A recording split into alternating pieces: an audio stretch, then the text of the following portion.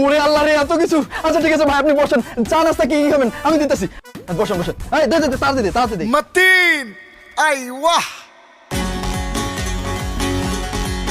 هاي هاي يلا حبيبي দেখো দেখো সব কিছু হয়ে গেছে রঙিন এসে গেছে সৌদি মতিন এসে গেছে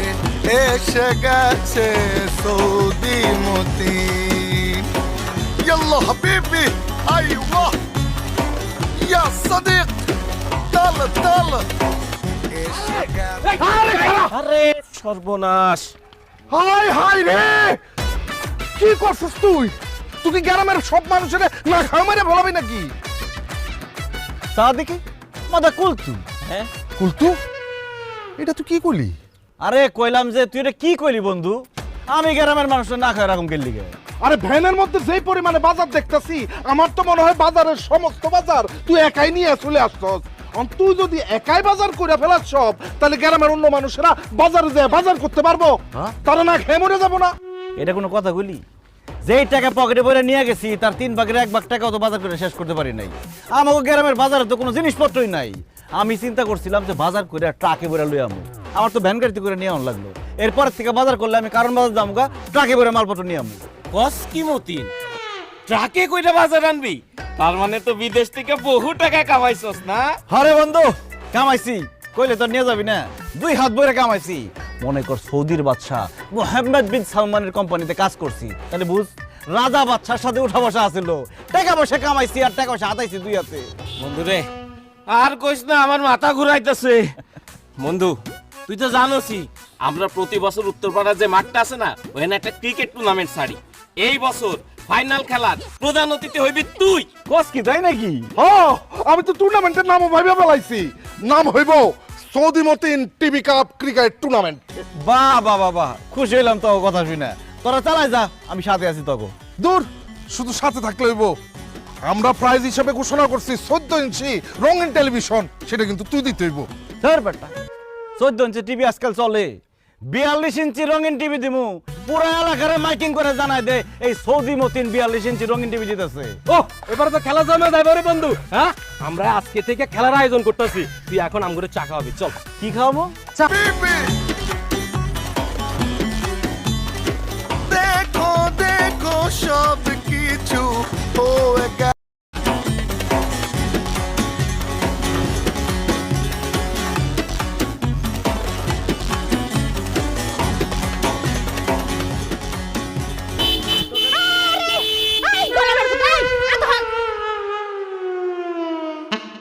মতিন, কেমন আছিস তুই? ভালো আছি। বৌরিয়া শ্বশুর বাড়িতে যাই। কিন্তু আপনি কে চাচি? আপনার তো চিনতে পারলাম না। সাসি? তুই আমার সাসি ডাকতেছিস কেন? আমার তুই ভুলে গেছিস, আমার নাম সুইটি। আমার ওর 32 ছিল, তোর 33। আমরা একই ক্লাসে পড়তাম। তুই আমার পিছের পাঞ্চে বইতি, মনে আছে? সুইটি? ইয়াল্লা সুইটি, তোরে কি অবস্থা? তুই তো বুড়ি হয়ে গেছিস গা। চামড়া চামড়া ভাস খেয়ে গেছে গা, গায়ের রং কালা হয়ে গেছে গা, মাথার চুল দিয়ে সব পড়ে গেছে গা। আমগো বয়স কি কম হইছে? তার মধ্যে আমি মায়া মানুষ না, মায়া মানুষ বড় হয় তাড়াতাড়ি, বুড়া হয় তাড়াতাড়ি। তারপরও তুই একটু বেশি বুড়ি হয়ে গেছিস গা। এটা কে, তোর শ্বশুর নাকি? আসসালামু আলাইকুম তালই। দূর মে কে শ্বশুর, আমি তো হইলাম সুইটির জামাই। হাই হাই সুইটি, এটা তুই কি করছস? আমাকে লগে যখন পড়তি কত সুন্দর আছিলি, এটা কি বিয়ে করছস? পুরা সুশাম। আমি কি আর বিয়ে করছি রে ভাই? আমার আব্বায়ে জোর করে ফকিন্নির পুতের লগে আমার বিয়াটা দিছে। এই খবরদার, তুমি আমাকে ফকিনির পুত কইবা না। বুঝছি, যৌবনকালে যারা বেশি ভাব নাই তাও কপালে এই ছবি জুটে। তেরি কি তোর বাচ্চা কাচ্চা? হ, সবগুলাই আমার। আল্লাহ দিলে হ্যাঁ তারা 5 জন। 2 জনের বাড়িতে ঘুম পাড়াইছি আর 3 জনের নিয়ে বাইরে আইছি। কস কি? তোর 5টা পোলা পাইন? তোর জামাই কি করে? ওই কাজই করে। ওই কাজই করে মানে? ওই আগে যেই কাম করতে ওইটাই করে। মানুষের ক্ষেত খামারে বদ্যি খাটে। কি? তোর জামাই দিন মজুরে কাজ করে? উচিত শিক্ষা হয়েছে। আল্লাহ উচিত বিচার করছে। আমার মনে কষ্ট দিয়ে আমারে ছেকা দিয়া ভালো থাকতে পারছস, সুখে থাকতে পারছস, পারছ নাই তো? এই কি কইলা তুমি? তোমারে শেখা দিছে মানে? এই বুড়া মহিলার লগে তোমার কি সম্পর্ক ছিল? আরে না, কি এর সম্পর্ক, আমাকে লগে একসাথে পড়তো আর কি। তখন দেখতে সুন্দর আছিল, আমি ওরে প্রেমের প্রস্তাব দিছিলাম। আমারে কইছে আমি বলে ফকিরনির পুত, আমি গরিব, দিন আনি দিন খাই। এখন কি বিয়া করছস? কোন জমিদারের নাতিরে বিয়া করছস? এই জমিদারের নাতিরে বিয়া করে অল্প বয়সে বুড়ি হইছস। 4-5টা পোলাপাইন ছাড়া হ্যাঁ তোরে কি দিতে পারছে? কিছু দিতে পারে নাই, উল্টায় ফকিন্নির পুতে আমার জীবনটারে নষ্ট করছে। আমি পাগল আছিলাম যে তোর প্রেমের প্রস্তাবে রাজি হই নাই, তোরে বিয়ে করি নাই। আরে কি সমস্যা, আপনি গায়ে হাত দিতেছেন কেন? জান তো জান। যাইতাছি গো বোন, আমার জিনিসটা তোমারে দিয়ে গেলাম, তুমি আরে দেখ। আমার আদায় জান তো। এই সুটি, এদিকে তোর পোলাপাইনটা দেখে তো আমার খুব মায়া লাগছে। এনে কিছু টাকা দিলাম, এই পোলাপাইনটা চকলেট কিনা দিস, মিষ্টি কিনা দিস। আর হন, এই মতিন সৌদি 5 বছর থেকে 2 হাতে টাকা কামাইছে, লাখ লাখ টাকার মালিক আমি। সর সামনেতে সর। যাই বোন, তোমারে দোয়া দিয়ে গেলাম। জান জান। ওই দেখছস, এই হলো আমার প্রাক্তন প্রেমিক, এই লিগাই তোর আমার দেখতে ইচ্ছা করে ও না। প্রেম করছো, আজকে বাড়িতে আইও, বুঝাইতাছি মজা। কি বুঝাবি তুই? কি বুঝাবি? আই আই কবে তো গায়ে দিবি না, আই গায়ে দিবি না, আই গায়ে দিবি না। এই তোমার কত বড় সাহস, তুমি বিয়ার আগে আরেক মায়ের সাথে প্রেম করতেছিস, এই কথা আমার কও নাই কেন? হ্যালো আনা মাজনুন, আমি কি পাগল? বিয়ার আগে আরেক মেয়ের লগে প্রেম করতে চাইছি, এটা বউরে কয়ে বউরাতে মার খাই। শুনো, পাস্ট ইজ পাস্ট, যা হয়ে গেছে হয়ে গেছে। যা হয়ে গেছে তোর আজকে মাইরা শেষ করে দিলাম। আরে ভালো তুমি কি তোমার দিকে? এই বলো বলো বলো।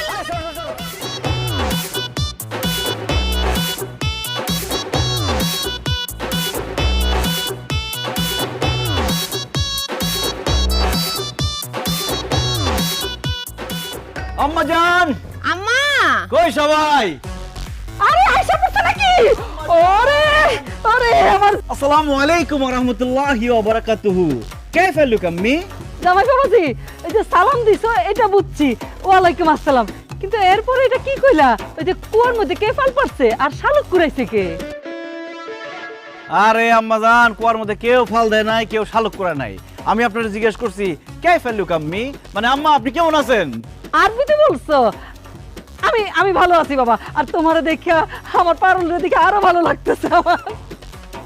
ওয়াল্লা, এগুলি কি করছো? এত জিনিস, এত কিছু নিয়ে আসছো কেন? শ্বশুর বাড়িতে এত কিছু আনা লাগে বাবাজি? আম্মা আমি তারে কতবার কইরা বলছি আম্মা একটু পান খায় আর একটু মিষ্টি জিনিস খায়, পান সুপারি আর মিষ্টি নিয়ে যাও না, সে বাজার পুরাটাই ব্যানের মধ্যে তুইলা নিয়ে আয় পড়ছে। আনুম না কেন কোন আম্মা? আমি সৌদির বাদশাহ মোহাম্মদ বিন সালমানের কোম্পানিতে চাকরি করি। সৌদির রাজা বাদশার সাথে আমার উঠা বসা। আমি শ্বশুর বাড়িতে কম জিনিসপত্র নিয়ে আসতে পারি কোন আম্মা? না না না, একদম না। আমার জামাই বাবাজি সৌদির বাদশার সাথে থাকতে থাকতে মনটা কত বড় হয়েছে, আর চেহারা ছবিটা দেখি একেবারে বাদশার মতন হুবহু মিল পাইতেছি। ধন্যবাদ আম্মা। আমি বিদেশ থাকতে আপনি কইছিলেন না আপনার একটা স্বর্ণের চেনের খুব শখ। শখ করলে কি আর হয়? সব শখ কি আর পূরণ হয় বাবা? আমার শখটা পূরণ করে দাও। হ আম্মা, এই যে তোমার জামাই সৌদিতে 22 ক্যারেটের স্বর্ণের চেইন লয়ে আইছে তোমার লেখা। এই সেন আমার লাগে আনছে? আরে শুধু চেইন না, সাবান, শ্যাম্পু, সুনু, পাউডার, জায়নামাজ, তসবি, এমনকি 2টা সেন্টও তোমার লেগে নিয়ে আইছে।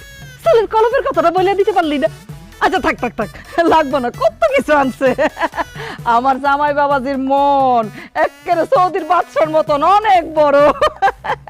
ধন্যবাদ ধন্যবাদ আম্মা, আপনি সুন্দরভাবে দেখছেন তাই সুন্দর লাগছে। ইয়াল্লাহ হুমান ওয়াল ফিল। কি কোন দুলাভাই আপনি এগুলা? আমি কইলাম হাতির বাচ্চা তুই কে? আরে তুমি ওটা চিন্তাছো না, আমার ছোট ভাই মন্টু, তোমার শালা। কি মন্টু? তোমার যখন দেশে রেখে গেছি তখন কি চিকনা পাতলা ছিলা, তুমি এরকম স্বামীক হয়ে গেছো কিভাবে? মোটা হয়ে গেছো কিভাবে? আরে দুলাভাই আর কইন না, সারাদিন বাসায় খাই আর ঘুমাই, খাইতে আর ঘুমাইতে ঘুমাইতে মোটা হয়ে গেছি। দুলাভাই আমার লেগে সৌদি থেকে আপনি কি আনছেন? আমার মোবাইলটা না নষ্ট হয়ে গেছে, আপনি কি আমার লেগে একটা মোবাইল আনছেন? আরে তোমার যে একটা মোবাইল লাগবে সেটা আমার জানাইবে না তুমি? আমি তো আমার বোনের লেগে একটা টাচ মোবাইল নিয়ে আসছি, আমার সময় একটা নিয়ে আসতে পারতাম না? ইমো তো জানাই দিবা না তুমি? আপনার এই মধ্যে ফোন দিই না ডরে, আপনার ফোন দিলে তো আপনার ফোন কাটেন না, খালি কথা কইতেই থাকেন কইতেই থাকেন। কি আর করব রে ভাই, দেশ থেকে কেউ ফোন দিলে ফোন আর রাখতে ইচ্ছা করে না। আচ্ছা ঠিক আছে, এবার যখন বিদেশ যাবো তোমার লাগে একটা টাচ মোবাইল নিয়ে শুনবে। না না দুলা ভাই, আমার টাচ মোবাইল লাগবে না। আপনি না আমার একটা হুন্ডা কিনা দেন, আমার হুন্ডার খুব শখ। আরে হোন্ডা তো কিনছি। কোন কি দুলা ভাই, এটা আমার লেগে কিনছেন? এটা আমার লিগে কিনছি, আমি চালামু, কিন্তু আমি সৌদি যাওয়ার আগে তোমার এটা দিয়ে যাবো নি। থ্যাংক ইউ দুলা ভাই, থ্যাংক ইউ। আচ্ছা জামাই, চলো ঘরের ভিতরে চলো, আজকে তোমার পছন্দ মতো সব রান্না আমি নিজের হাতে করবো। চলেন। আচ্ছা ঠিক আছে, যাও সাবধানে। আরে ছোট মনে ছিল, চাবিটা দাও। পারবো পারবো, এই ঘর ঢোকো সব।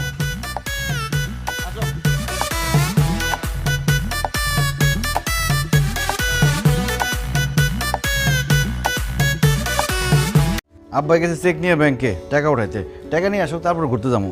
টাকা ছাড়া ঘুরে কোনো মজা নাই। মতিন ঘরে আসছ রে? আব্বা এসে পড়ছে। আব্বা আসো আসো, দাও টাকা দাও। টাকা দিব কোথা থেকে? আমি তো ব্যাংক থেকে টাকা তুলতে পারি নাই। টাকা তুলতে পারো নাই মানে? চেক যে দিলাম, চেক জমা দাও নাই? আরে বাবা রে, 2 ঘন্টা লাইনে দাঁড়ায় দেখা পরে চেকটা দিছি। চেক দেওয়ার পর ওই বেটা চেক কি দেখা দুইকা কইলো যে ব্যালেন্সে বলে কি ঝামেলা আছে। এগুলো আমি বুঝি নাকি? এলো তোর চেকলো, তুই ফোন করে দেখ।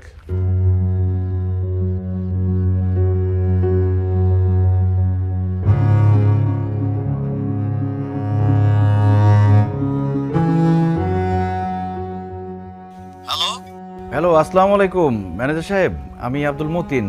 ওই আমার আব্বার একটা 50,000 টাকার চেক দিয়ে পাঠাইছিলাম, টাকাটা দিলেন না যে? আপনার আব্বারে 50,000 টাকা চেক নিয়ে পাঠাইছেন, আপনার অ্যাকাউন্টে আছে মাত্র 10,000 টাকা। আমরা কিভাবে ওনাকে টাকা দিব বলেন? কি বলেন ম্যানেজার সাহেব? জি মতিন ভাই, আপনার অ্যাকাউন্টে ব্যালেন্স আছে আর মাত্র 10,000 টাকা। কি ব্যাপার, কি হয়েছে আপনার? পারুল, আমার অ্যাকাউন্টে নাকি মাত্র 10,000 টাকা আছে। কি কোন আপনি? 10,000 টাকা আছে মানে? আপনার অ্যাকাউন্টে কয় টাকা ছিল, কয় টাকা খরচ করছেন হিসাব রাখেন নাই? 6-7 লাখ টাকার মতো ছিল। বাড়িতে এসে এত টাকা খরচ করলাম, হুন্ডা কিনলাম, ফ্রিজ কিনলাম, এরে দিলাম ওরে দিলাম, কোন যে টাকা শেষ হয়ে গেছে কইতেই পারি না।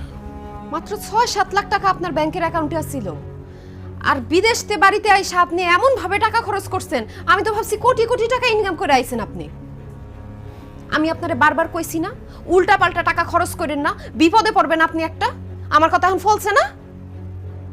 ছুটি নিয়ে আইছেন 6 মাস, মাত্র গেছে 4 মাস, আরো 2 মাস বাকি আছে।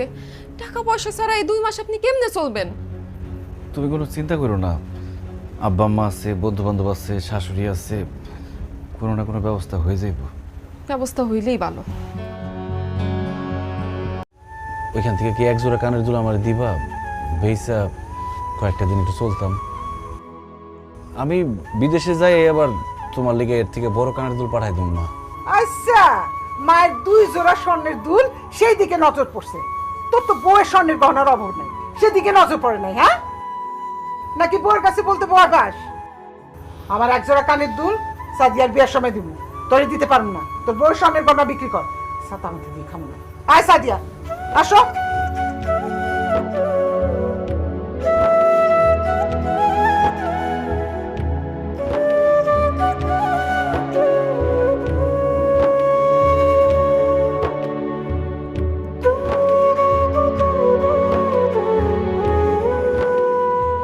থাক, মন খারাপ করেন না। এখন আপনার কাছে টাকা নাই তো, এখন অনেক কিছু দেখবেন, বুঝবেন। আমার গয়নাগাটির দরকার নাই, আমার যে গয়নাটি দিচ্ছেন ওগুলা বিক্রি করে দিয়ে না। না না, তোমার গয়না আমি বেচতে পারবো না। তুমি কালকে আমার বন্ধু বান্ধবের কাছে যাও, ওরা নিশ্চয়ই আমার টাকা ধার দিব।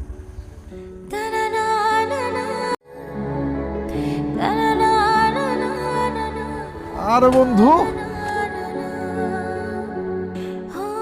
তুই আইসস? চল চল দোকানে চল, চা নাস্তা খাওয়াবি। দোস্ত, চা নাস্তা যা খাইতে চাস খাওয়াবো, সমস্যা নাই, কিন্তু আমার একটু হেল্প করতে হইব। অবশ্যই, বল কি করতে হইব? দোস্ত, আমার 20,000 টাকার খুব দরকার। আমার 20,000 টাকা ধার দে, আমি বিদেশে গিয়া তোর 20,000 টাকা পাঠাই দেব। দূর বেটা, তোর কি মাথা খারাপ হয়ে গেছে? আমি 20,000 টাকা কই পাম?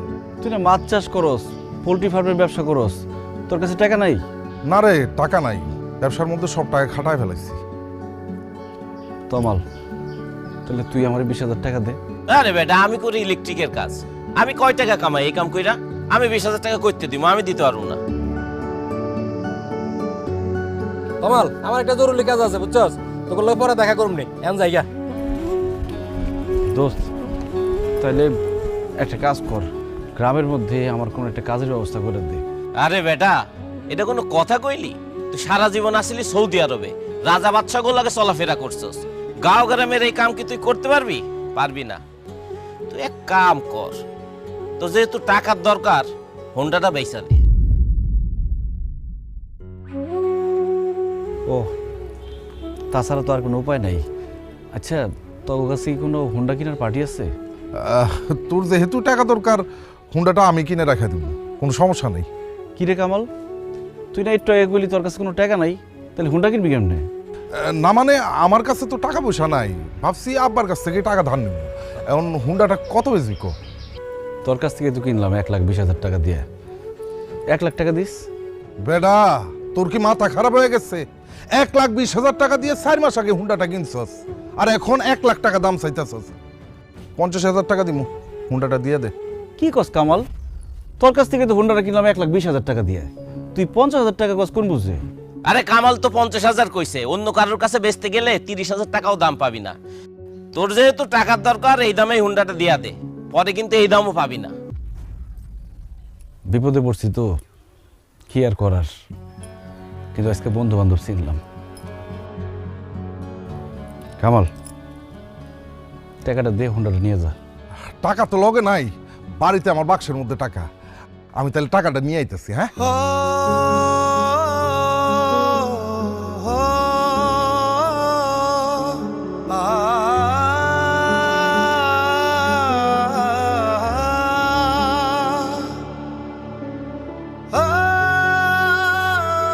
তুই এটা কি করছস? এই কয়দিনে হুন্ডাটারে পুরো ভাঙড়ি বানাই ফেলছস।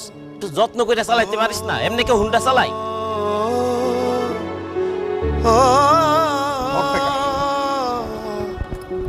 চাবি দে।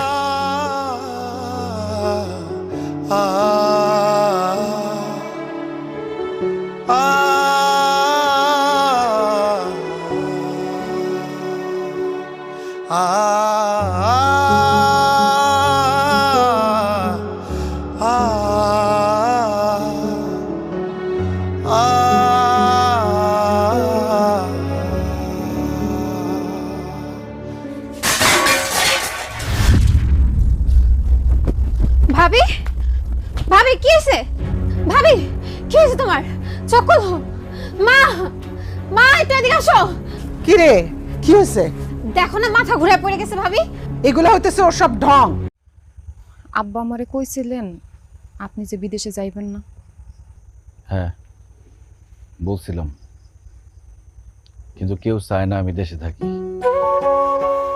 আব্বাই জমি কিনবো, আম্মায় সাদিয়ারে বিয়ে দিব, তোমার আম্মায় চায় এই বাড়িতে আমি একটা বিল্ডিং তুলি। কিন্তু আমার ইচ্ছা কি, শখ কি, আমার মন কি চায়, এটা কেউ জানতে চাইল না। জানো পারুল, আজকে আমার মনে হইতেছে প্রবাসীদের কোনো বাড়ি ঘর নাই, তারা আসলে মেহমান। মেহমানরা যেমন বেড়াইতে আসে, বেশি দিন থাকলে তাদের কোনো দাম থাকে না, তেমনি একজন প্রবাসী দেশে এসে বেশি দিন থাকতে চাইলে তাদের কোনো দাম থাকে না। একজন প্রবাসীরে কেউ ভালোবাসে না, ভালোবাসে তার টাকারে। টাকা যতদিন থাকে ততদিন তার মাথায় তুলে রাখে, আর টাকা শেষ হয়ে গেলে মাথা থেকে আছাড় দিয়ে ফালাই দেয়। বাবা মা, ভাই বোন, শ্বশুর শাশুড়ি, সবার কাছে একজন প্রবাসী শুধুই টাকার মেশিন। তারা খালি চায় এই মেশিনটা যাতে টাকা দেয়। কিন্তু একজন প্রবাসীরও যে মন আছে, মায়া আছে, আবেগ আছে, এটা কেউ বুঝতে চায় না। তাই বিদেশে চলে যাওয়া ছাড়া আমার আর কোনো উপায় নাই পারুল। একজন প্রবাসীর জন্য প্রবাসটাই তার আসল ঠিকানা। আমি জানতাম আপনি দেশে থাকতে চাইলে কেউ রাজি হইব না, কিন্তু জানেন আপনি যে কয়টা দিন দেশে ছিলেন আমার মনটা অনেক বড় ছিল। আপনি চলে গেলে আমার মনটা অনেক ছোট হয়ে যাইব। একটা ঘরের মধ্যে একলা বন্দি হয়ে থাকুম সারাদিন, আপনার নিয়ে সারাদিন দুশ্চিন্তা করুম। তার উপর আম্মা সারাদিন আমার কত কথা শোনাইতে থাকে, খালি আপনি বাড়িতে আছেন দেখে এমন কিছু কয় না। আপনি যায়েন না, সৌদি আরবের বাদশার কোম্পানিতে আপনার চাকরি করানোর দরকার নাই। দরকার হলে আমরা না খায় থাকুম, তাও আপনি যায়েন না, আমার কাছেই থাকেন। আমি কোনো বাদশার বড় কোম্পানিতে চাকরি করি নাই পারুল। আমি তোমাকে সবাই মিছা কথা কইছি। আসলে আমি মরুভূমিতে উট চড়াইতাম। জানো পারুল, মরুভূমিতে এত গরম, কোনো সুস্থ স্বাভাবিক মানুষের পক্ষে 1 মিনিট দাঁড়ায় থাকা সম্ভব না। সেখানে দিনের পর দিন কত কষ্ট করে টাকা কামাইছি। পানি খাওয়ার জায়গা থাকতো না, মাঝে মধ্যে মনে হইতো জানটা বাইর হয়ে যাইব। অনেক দূরে যাইতে হইতো পানি খাইতে। বেশি দূরে চলে গেলে মাঝে মধ্যে ফিরতে ফিরতে রাত হয়ে যাইত, বালির মধ্যে ঘুমায় থাকা লাগতো। কখনো খাইয়া কখনো না খাইয়া দিন রাত এক করে কত কষ্ট করে টাকা কামাইছি, দেশে পাঠাইছি। অথচ আমার আব্বা আমারে কইল আমি নাকি বিদেশে গিয়ে ঘোড়ার ঘাস কাটছি। আপনি এত কষ্ট করে টাকা ইনকাম করছেন, বাড়িতে এসে টাকা এরকম নষ্ট করলেন কেন? মানুষের দেখানোর লিগা, মানুষকে বোঝানোর লিগা যে আমি অনেক টাকার মালিক, আমি অনেক ভালো আছি। আর দেশে এসে টাকা পয়সা ভাঙলে মানুষ আমার সম্মান দিব, আদর করব, ভালোবাসবো। বিদেশে তো সব সময় মালিকের অপমান, অবহেলা, ধমক এইসব শুনতে হইতো।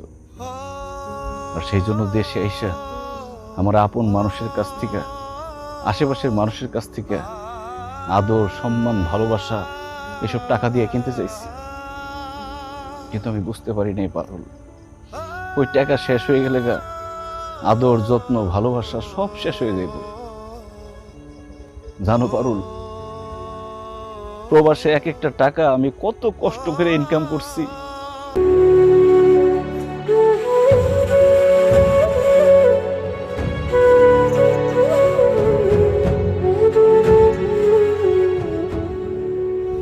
কান্দিস না রে বোন, নিজের খেয়াল রাখিস আর ভাইয়ের লিগে দোয়া করিস। আব্বা আম্মা, আমি চলে যাইতেছি, তোমরা নিজের খেয়াল রাখো, ভালো করে খাওয়া দাওয়া করো, আর অসুখ বিসুখ হলে ডাক্তার দেখাইও। টাকা নিয়ে কোনো চিন্তা করো না, আমি বিদেশে যাই তোমাগুলিকে টাকা পাঠাই দেবো রে। আব্বা, পারুলের গর্ভে আমার সন্তান, তোমরা পারুলের যত্ন নিও। আমার সন্তান যাতে সুন্দরভাবে, সুস্থভাবে পৃথিবীতে আসতে পারে, তার যাতে কোনো ক্ষতি না হয়। আব্বা, আমার সন্তানের যদি কিছু হয় আমি মরে যাবো গো আব্বা। খুব ইচ্ছা ছিল আমার সন্তান হওয়ার সাথে সাথে তারে আমি দেখবো, তারে কোলে নিব, কিন্তু সেটা তো আর হইল না। আমার ভিডিও কল দিয়ে দেখাইও, আর ওর কানে কানে কয়ে দিও যে এটা তোর আব্বা। আমার জন্য তোমরা দোয়া করো, আমি যাতে বাইসে আবার দেশে ফিরতে পারি, আমার সন্তানের মুখটা দেখতে পারি, আমার সন্তানের মুখে বাবা ডাকটা শুনতে পারি। বাজার আর কান্দিস না বাজার, কান্দিস না। আমরা তো অবশ্যই তোর বউ দেখে রাখো, তুই চিন্তা করিস না। তোর সন্তান, তোর বউ সবাই খুব ভালো মতন থাকবে ইনশাল্লাহ। বাবার নিজের খেয়াল রাখিস, খাওয়া দাওয়া ঠিক মতো করিস, বাড়ির কথা চিন্তা করিস না। আমি আছি, তোর আব্বা আছে, শাশুড়ি আছে, আমরা বউ মানে দেখে রাখবো। আম্মা, আমি জানি বাড়িতে আপনি একা মানুষ, আপনার অনেক কাজ, তারপর সময় পাইলে মাঝে মধ্যে এসে পারুলটা দেখা যায় না। পারুলের যদি কোনো সমস্যা হয় আমার আব্বা আম্মা তো আমার জানাইবো না, ভাববো আমি দুশ্চিন্তা করুন। আপনি আমার একটু জানাই দিয়েন। আমি অবশ্যই জানাবো বাবা, তুমি কোনো চিন্তা করো না, তুমি সাবধানে যাও। পারুলের সব কথা আমি তোমার জানাবো বাবা। তুমি খালি আমার এই মন্টুর কথাটা একটু মাথায় রেখো। ঠিক আছে আম্মা। পারুল, স্বামী হিসেবে আমাকে যখন তোমার সবচেয়ে বেশি দরকার, তখনই আমি তোমার ছেড়ে অনেক দূরে চলে যেতেছি। এমন অযোগ্য স্বামী আমি, কি করুম কও? আমাকে প্রবাসী জীবনটাই এমন।